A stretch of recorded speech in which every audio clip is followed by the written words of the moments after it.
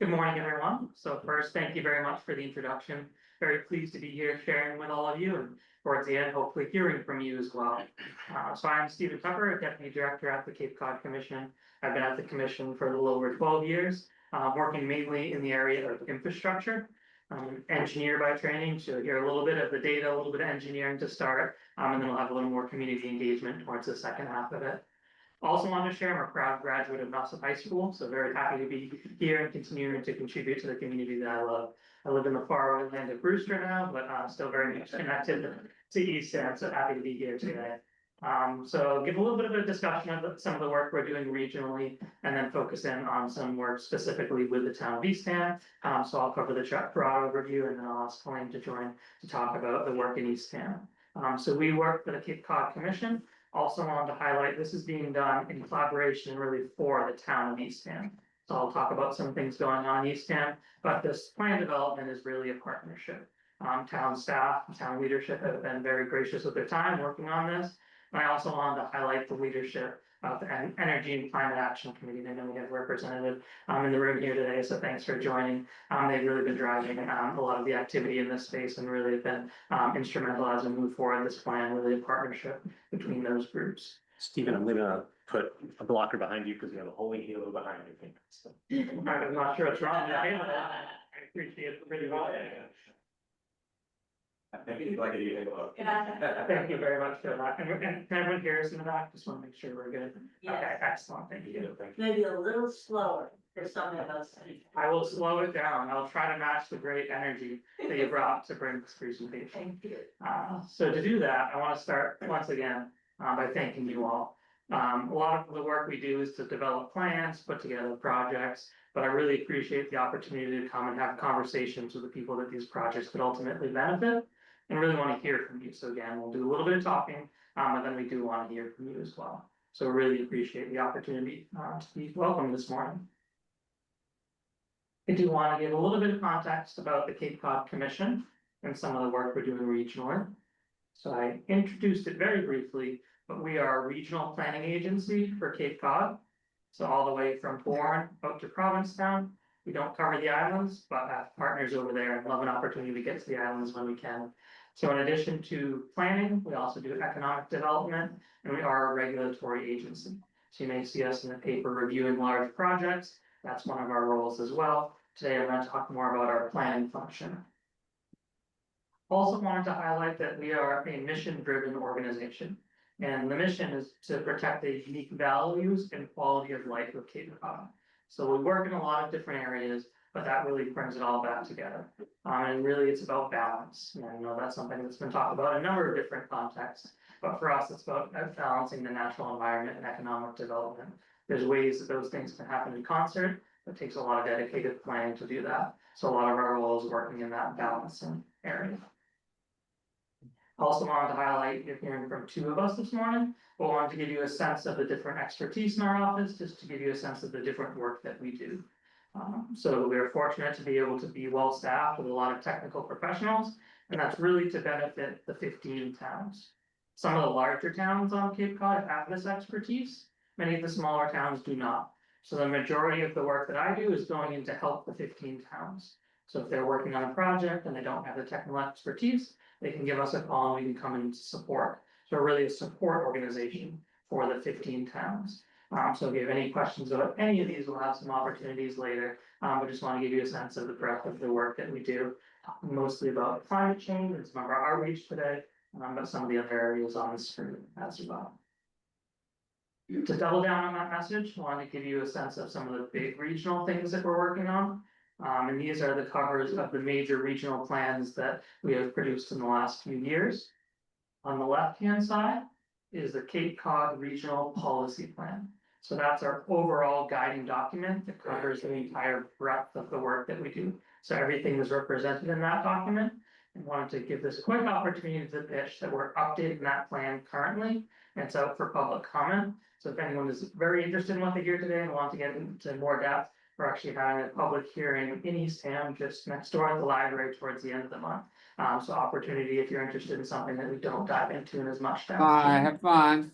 Just want to highlight a couple of the other initiatives because they really all tie together. You'll hear that when we're talking about climate. So a couple of the major plans are the freshwater strategy, looking at the health and well-being of the freshwater ponds and lakes in our region. So that was released recently. Another document up there has to do with the wastewater plan. I know that's very much in the minds of folks here in Eastham with the recent town meeting vote. A lot of the initial planning work was things that we were involved in, and we continue to work in that area as well. Transportation is actually my background, so the regional transportation plan is something that worked on a number of years, but that sets the course for the major transportation investments. Just down the street from Route 6, that's a challenge for the town of Eastham. We've actually been working with the town of Eastham on Route 6 for a while. That's the sort of work that we do under the umbrella of the regional transportation plan. Also want to highlight housing. I'm sure that's on the mind of many in this room. We understand the challenges of being able to afford housing on Cape Cod.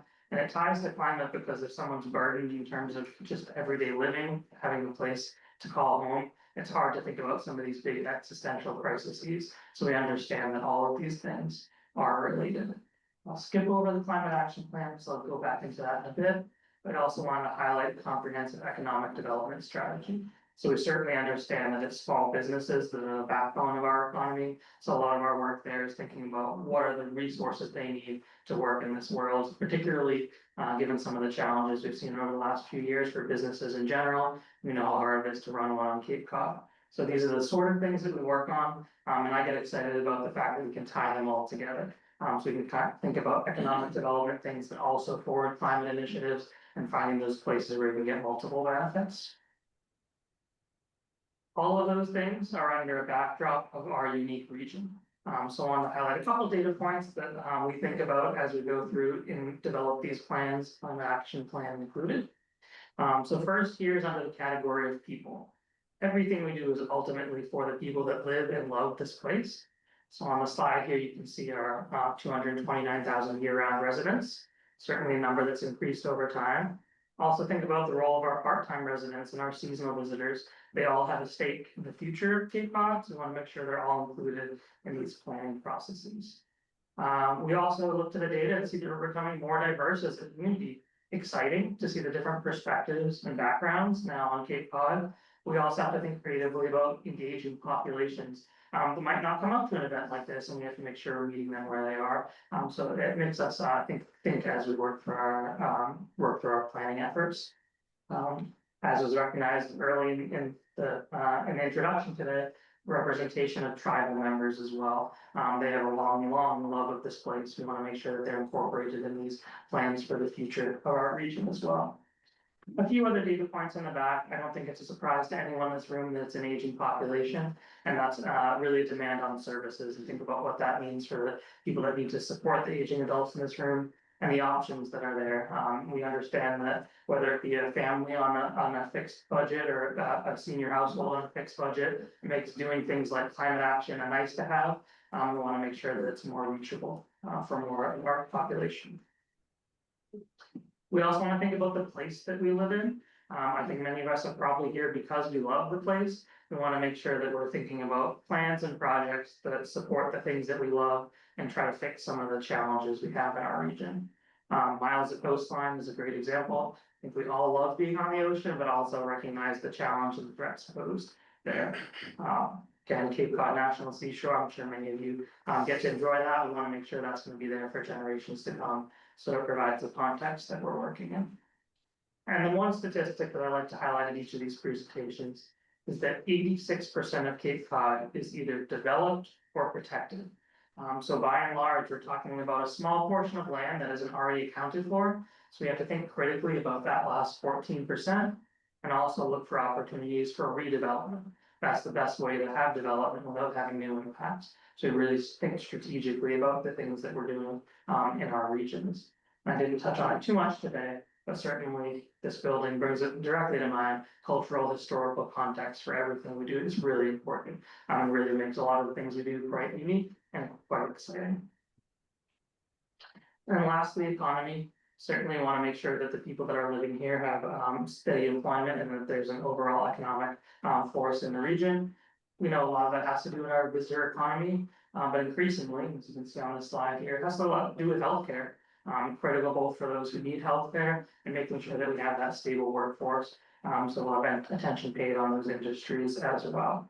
And we certainly know there's a disconnect between what people can make on Cape Cod and what you need to live on Cape Cod. That's gonna be one of those ongoing challenges. There's a lot of outward pressure in the market, and that's gonna be something that we're gonna be dealing with. How can we make the place that we love affordable for the people who want to continue living here? So that's just a little bit of context for our work. We wanna pull it a little closer now to some of the climate data points.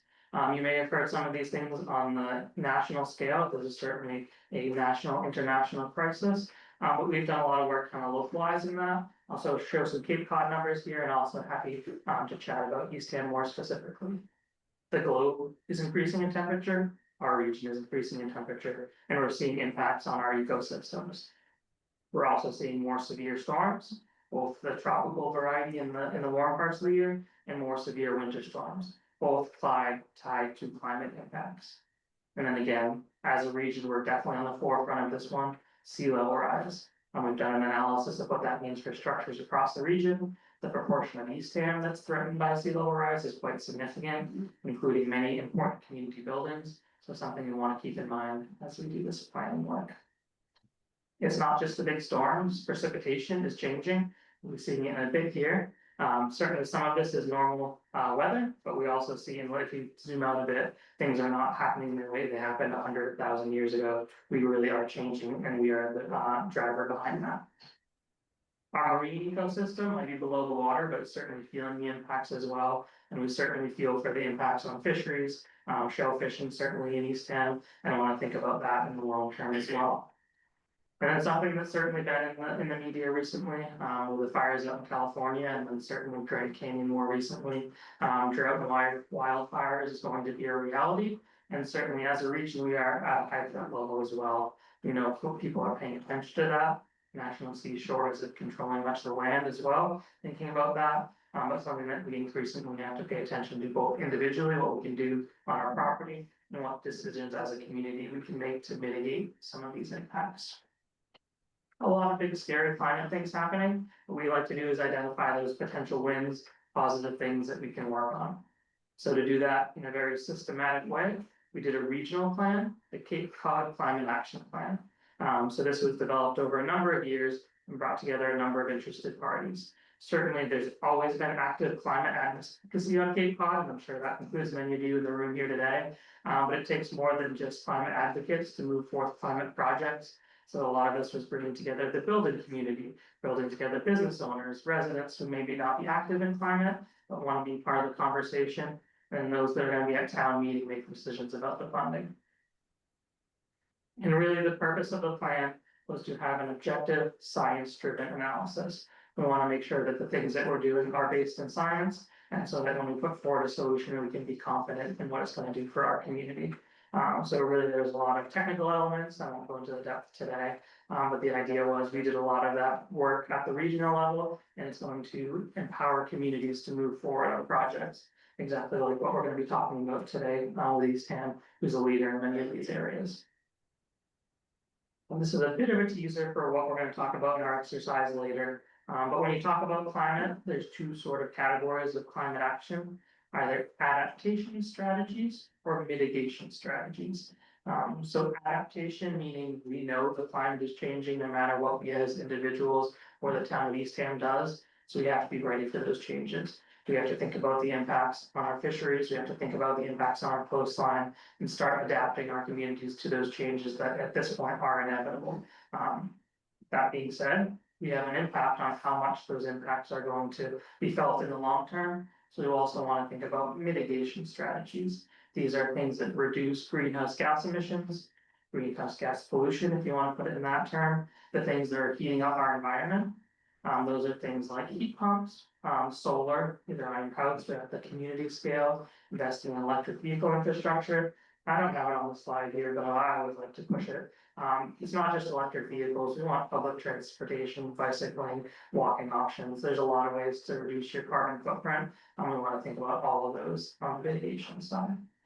So that was the really big picture, thinking of what we're doing at the regional level on climate.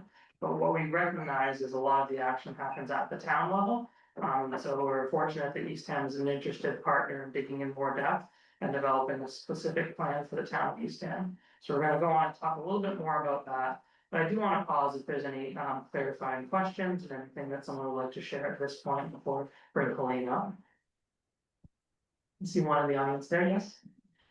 I'm just thinking this morning when I started my car, I reminded myself, as I try to every time, to put my seatbelt on before I turn the ignition key.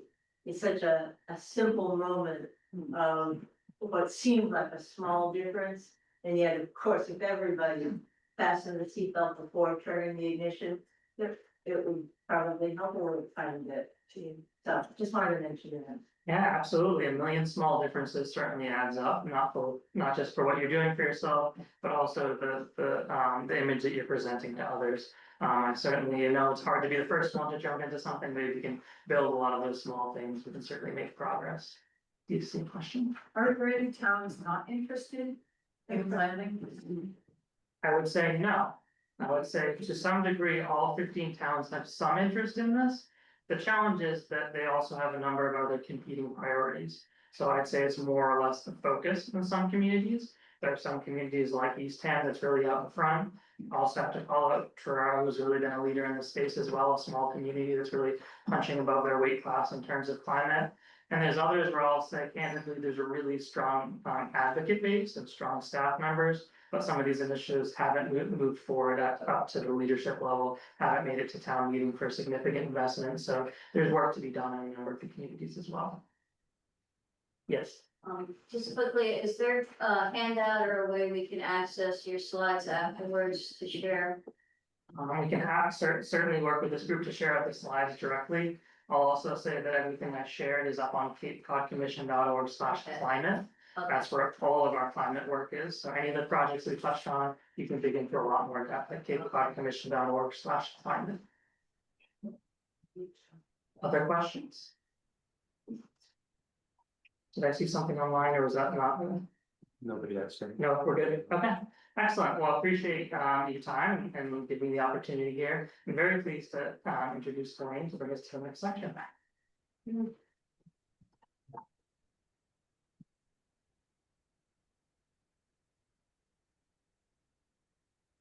Hi, everyone. Can you hear me okay? Yep. So I'm Helene Goodrow. I'm the Special Projects Coordinator at the Cape Cod Commission, and I actually really specialize in community engagement. So that means that a huge bulk of my work involves coming out into the community to places like this to really learn from people is the goal. And to ensure that community members are thoroughly involved in the planning processes that we have going on at the commission, and that includes the Eastham plan. That includes the entire breadth of our work. I'm an Orleans resident, so a little bit closer than Steve, right down the road, and I visit Eastham frequently. It's one of my grandparents' favorite spots over at First Encounter Beach, so I feel a very special connection to this town, and I was delighted to be involved in the Eastham Climate Action Plan. So this might be like very small text for some of you over there in the back. I'll try to read as much as I can, but you might wonder, Steve talked a lot about what we're doing at the regional level. So for planning initiatives across Cape Cod, you might wonder why it's important for a town individually to think about climate action planning. And we threw a few reasons why it would be important there on the screen, but I'll read them out loud just in case you can't see in the back. You'd want to solidify your local mitigation and adaptation goals. So there's the two buckets of climate action that Steve described earlier. You might want to outline and prioritize actions and strategies that enable your community specifically to meet these goals. You would want to ensure coordination and shared understanding between municipal department entities. So all those different entities in town, you have natural resources, you have health and environment, you have DPW, public safety. So ensure that there's understanding across all those departments and community members and community organizations so that we're working together to meet those goals. A really important one, and why many towns might pursue climate action planning type projects, is to attract funding to support future implementation activities, and also to help guide your municipal priorities and investments in the future, so that when you're at town meeting and you're making a decision on an investment that might relate to climate action planning, you can point back to a document that's founded in data and community buy-in, and should help guide those investments into the future. Let's see, you might want to develop a local framework to measure and track progress. So it's good that you created your goals, but what do we need to measure in order to get to those goals, and how can we do that together? Learn from, educate, and empower all community members to take action. So like you described earlier, there are so many small things we can all do to contribute to climate action. How do we empower members across our communities, especially folks who might not be really considering climate action? How do we ensure everyone has the tools that they need to take meaningful action? And then the climate action plan would be a resource for future planning efforts as well. So I'm sure you're familiar with the many, many different plans that you might have in your own town or municipality. You have a local comprehensive plan, you have transportation plans, you have plans for DPW. We want to make sure that this is a document that can tie those things together, or that can be a resource when those planning efforts are happening, to pull important goals and resources from. Eastham is not the first town to do a climate action plan, although you're definitely a leader on Cape Cod. There's a number of towns across the state, across the country, and even across the globe who have done climate action planning that are really geared towards meaningful change in their local community. These are a few of our favorites right now, and these are some of the plans that we'll be kind of stealing ideas from in order to build the Eastham plan. One is the Acton plan, one is the East Hampton plan, and one is the Plymouth plan. So if you're really interested in what a climate action plan could look like for Eastham, I encourage you maybe to go online. They're all available online if you just type in each of these plans, and you can see what a climate action plan looks like. We really enjoy Priority Plymouth because it's short. It's like 40 pages. Some of these other plans are like hundreds of pages. And we're hoping that Eastham's plan is something that's very usable to an average person in the community, not highly technical, just a really good document to help guide individuals and staff at municipal level. So you might be wondering, well, okay, this is great, but what actually would be in a climate action plan? Like what can it do? And these are a few of the sample actions, challenges, and themes that are covered, at least in those 3 plans that I just outlined. So some things that your climate action plan could do, it could posit solutions to reduce municipal and community emissions. So thinking about our vehicle emissions and other forms of emissions. It might help you think about electrification of buildings, fleets, and personal vehicles. It might help you think about those multimodal and public transit solutions. So as Steve was mentioning, we don't have to be an individual car fueled society. Can we think about public transportation in a more meaningful way, bicycling, walking? How can we ensure that our community is achieving all of that? Climate resilient infrastructure. When I hear that, I think a lot about how we are a coastal community, how we have so many different neighborhoods, important buildings, pieces of infrastructure, roads that are impacted by storm surge and coastal erosion. How can we ensure that we're resilient into the future? Restoration, management, and protection of natural resources. So we know that our natural spaces are critical to maintaining an environmental balance here on the Cape. Like trees, carbon sequestering. You also want to make sure that you have native species, you're protecting habitats and ecosystems. So that all plays into protecting natural resources. Emergency preparedness, that really comes to mind for us living here on the outer and lower Cape when we think about major storms. I've been talking to people across Eastham who have concerns around evacuation, who also have concerns around what happens when a big storm hits, what do we do? So making sure emergency preparedness is part of a climate action plan. Community education, so continuing educational series like this, once the plan is in place, how do we ensure that people understand what's happening and where we're moving forward towards?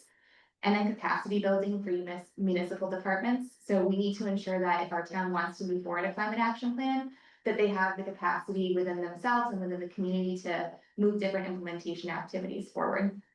There's also some challenges there and themes. I'm not going to read all of them, but you could probably imagine what challenges are in terms of moving forward climate action, finance, capacity, some behavioral and cultural changes that we all have to make as individuals and communities to move things forward. And sample themes that are really important to us and I know are very important to the town of Eastham include environmental justice and equity. So ensuring that all communities are considered when we're developing solutions and that communities who are especially vulnerable are really prioritized and lifted up as we develop those solutions. Maximizing co-benefits is really important too, because as Steve mentioned, we're such a fragile ecosystem, we're such a fragile community in terms of our development needs, our economic needs, and our natural resources needs. So how do we ensure that one solution can actually benefit different areas, including your local economy, including your environment and everything else. And then cross-sector partnerships and community education and engagement will be really critical to the Eastham plan as well. So, how are we developing the Eastham plan? We started by understanding what we already know. So Eastham has created a bunch of different documents that are going to feed into the climate action plan. That includes things like your hazard mitigation plans. It includes the Eastham greenhouse gas inventory, which is a project that we supported last year with the town of Eastham to understand your greenhouse gas emissions, where that's coming from, what different sectors, and that will help us identify some goals around reducing emissions in those various sectors. And we're also incorporating an Eastham Climate Action Survey that the Climate Action Committee put together a year ago, I want to say, right, Tom? Which gathered community input in terms of climate action. So after we understood, okay, what do we already know, what's already happening in Eastham, we're working on gaining new information. So we interviewed, I think, every single municipal department in Eastham to get their input on the climate action plan, which is no small feat. And we had really robust interviews where folks had great ideas in terms of what climate actions they'd like to see in town. We also are doing a whole community engagement series, which includes things like this. So we're meeting with different community groups. We're hosting pop-ups across Eastham. So we were at last week, the library, we've been at the farmer's market, First Encounter Beach, we'll be at the swap shop soon, all your favorite places in town. We're gonna just pop up and we're asking people questions about climate action in town. We're getting a lot of great ideas from really diverse members of the community, everything from really small kids all the way through people who have lived here their entire lives. So it's been a very special exercise doing that. And we're also having focus groups. So the town identified some key populations in terms of developing the climate action plan. Those 4 populations that we'll be hosting focus groups with include environmental justice communities. So those are communities who might be low income, limited English speaking, or people of color. We'll be hosting one with seniors at the senior center next week. So those are aging individuals who might be particularly vulnerable to climate impacts. We hosted one with youth, so we worked in partnership with Nauset Public Schools, and we did a focus group that was amazing with your young people who are from Eastham, and their ideas are truly inspiring. They were great. And then the 4th focus group, businesses. So I wasn't here for that when I was on vacation. It was small businesses, so we met with a bunch of the small businesses in Eastham. We hosted a focus group with them to understand their climate action priorities and perspectives, which were really interesting as well. And then after we get all that information from your community, we develop the plan. So we include that qualitative data that we gathered through conversations, as well as quantitative data that we can gather from some of your previous planning and from folks at the commission who do this sort of work. And we translate that into the plan's findings and recommendations.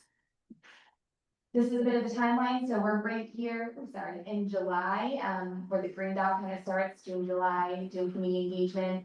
We plan on wrapping the climate action planning process up in the winter of 2025 with a goal of releasing it in January of 2026.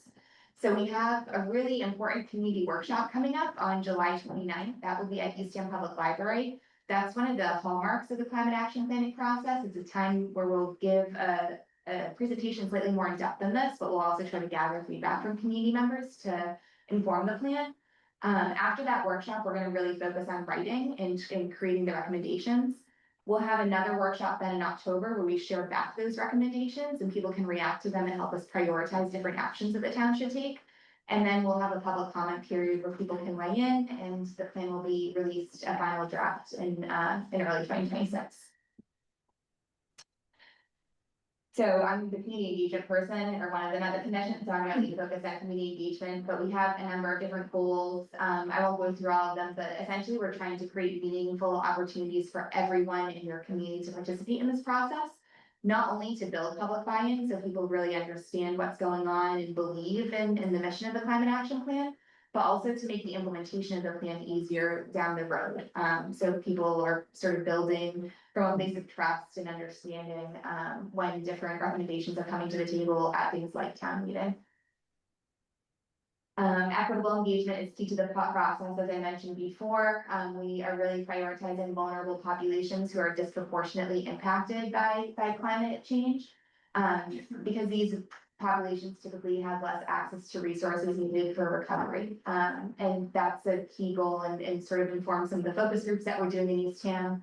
And also will inform, you know, when we look at the body of data that we have at the end of this process, where the gaps are, who we need to hear from that we didn't already hear from.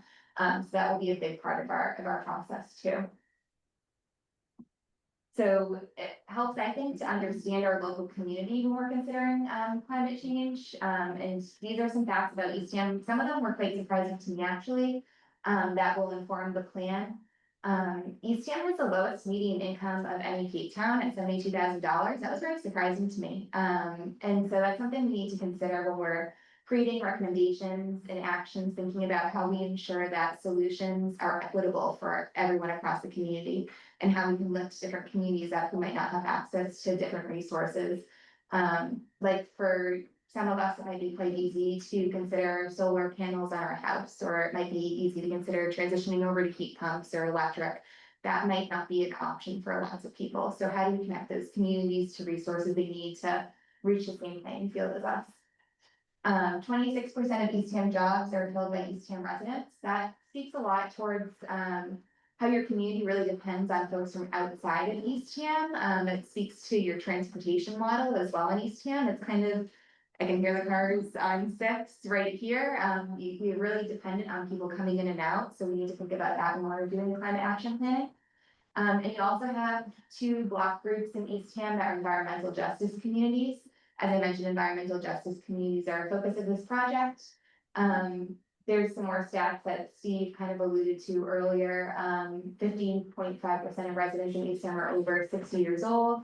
13% report having a disability. 7.5% speak a language other than English.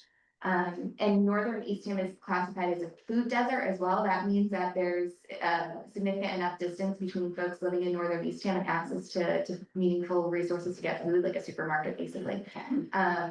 Those are important when we're considering climate action. Those are really important when we think about things like emergency preparedness and how far we are, and when our roads are flooding and when there's a storm.